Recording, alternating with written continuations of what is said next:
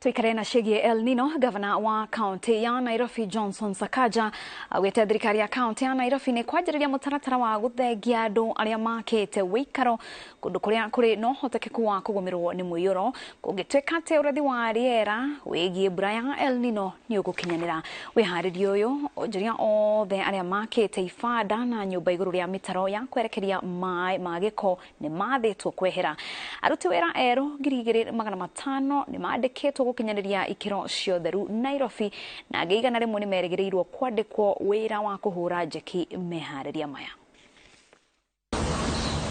Earlier on, a few months ago, together with Waziri Isaac, when we had buildings collapsing in Kiambu County as well as Kasarani, we went together and we had a meeting with the building inspectorate and the departments under the Ministry of Lands, and we instructed the building inspectorate to conduct a survey of unsafe buildings in Nairobi. We have received the report, and one of the actions we'll take in some of those buildings that cannot be brought back to standard, the ones that are irreparably,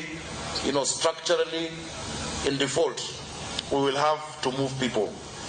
We have mapped out the hotspots for Nairobi County and the disaster hotspots, ambapo we know we'll have a challenge during El Nino.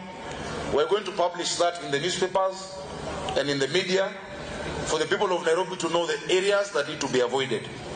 We will also publish the number to